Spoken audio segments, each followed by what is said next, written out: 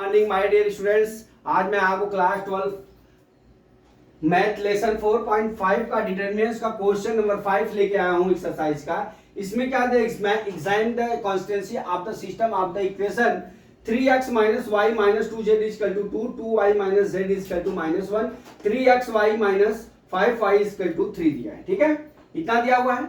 तो दोस्तों मैंने आपको सबसे पहले तो आपको ये बताया कि जब determinants a not is equal to 0 तो यहां पे क्या होती है, कॉन्सिस्टेंसी होती है, कॉन्सिस्टेंसी होती है। ठीक है, अब जब determinants a is equal to 0 होता है तो वहां पे इनकॉन्सिस्टेंसी होती है।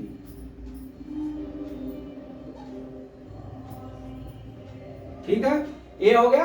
अब यहां पे देख लीजिए, आपके इक्वेशन में जो है यहां पे x नहीं है, यहां पे z नहीं है। तो सबसे पहले आप जो है इक्वेशन बनाना, आप जो है सबसे पहले इक्वेशन बनाओगे तब आपका जो है ये न्यूमेरिकल सही होगा, नहीं तो आप हड़बड़ी में सवाल को गलत कर लेंगे। ठीक है, तो अब हम चलते हैं।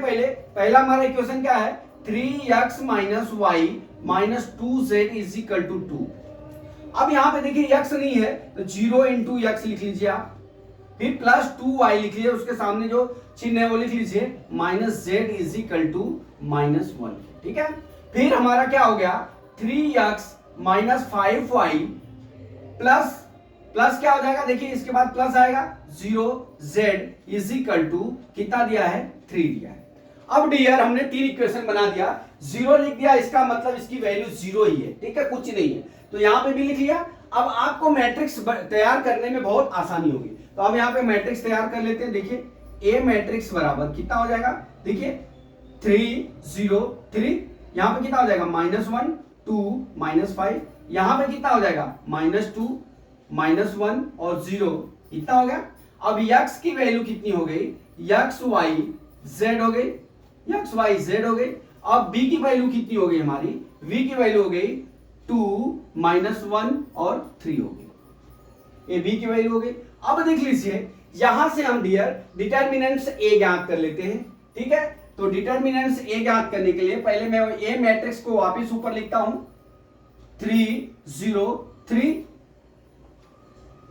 ठीक है, फिर कितना दिया है, -1 2 -5, फिर कितना दिया है, -2 -1 और 0 दिया। ये सिस्टम दिया हुआ है। ठीक है, अब यहां से हमको डिटरमिनेंट्स a ज्ञात करना है। मैं लिख लेता हूं determinants a is equal to, अब देख लीजिए 3 इंटू 3, अब क्या हो जाएगा, 3 ये पूरा हो गया, 2 -5 -1 और कितना हो गया, 0। ठीक है, कितना हो गया, -5 और -2। ठीक है, अब यहां से डियर यहां पे माइनस होता है तो -1 ये होता है हमारा, तो ये कितना हो जाएगा, देखिए दूसरा रो पहला रो दूसरा कॉलम 0 3 0 3 और -1 और 0 प्लस है -2 यहां लिख लीजिए। ये कितना हो जाएगा, यहां पे तीसरा रो पे तीसरा कॉलम 0 3 2 -5 हमने लिख लिया।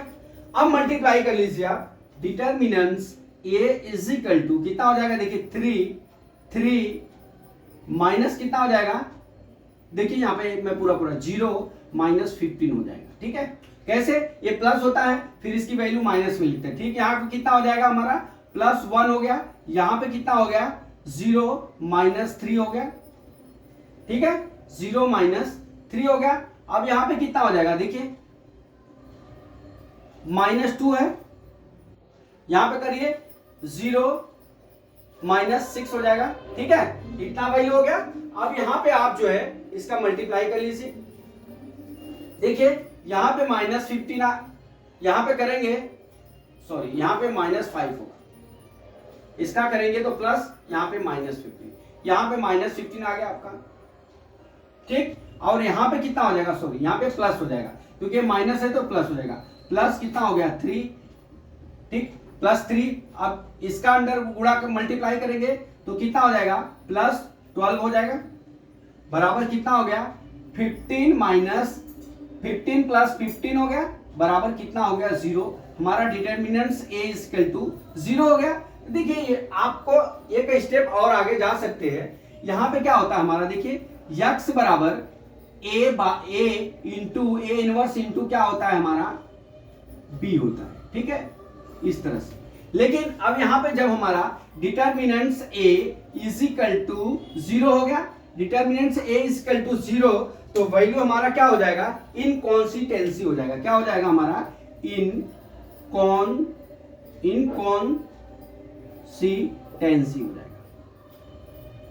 ठीक है, इनकॉन्सिस्टेंसी हो जाएगा, ये वैल्यू इनकॉन्सिस्टेंसी हो जाएगा, ठीक है। अब ये हमारा 3 इंटू 3 का हमने ये मैट्रिक्स था, हमने आपको कैसे बनाया, आपको उस तरह से इक्वेशन को बनाना पड़ेगा, नहीं तो आप ये अगर यहाँ x की जगह लिख दिए तो पूरा आपका कया कराया पूरा 0 हो जाएगा। इसलिए आपको जो इक्वेशन में जो वैल्यू नहीं दी हो, जैसे x और y की, तो वहां पे 0 लिख के इंटू लिख के उसके बाद का जो चिन्ह है वो लिख लीजिए और इक्वेशन इस तरह से 3 इक्वेशन को बना लीजिए। फिर ए मैट्रिक्स ज्ञात करके आप जो है डिटरमिनेंट ए ज्ञात कर लीजिए। अगर 0 वैल्यू आती है तो हमारा इनकॉन्सिस्टेंसी होगा, अगर 0 वैल्यू नहीं आती है तो कॉन्सिस्टेंसी होगा। यहाँ पे हमारा डिटरमिनेंट ए 0 हो गया, इसलिए वैल्यू इनकॉन्सिस्टेंसी हो गया। तो माय डियर स्टूडेंट्स, मैं समझता हूं कि ये न्यूमेरिकल आपको समझ में आ गया होगा। अगला न्यूमेरिकल कल मैं फिर लेके आता हूं। जय मां सरस्वती, जय भारत माता, जय जवान, जय किसान।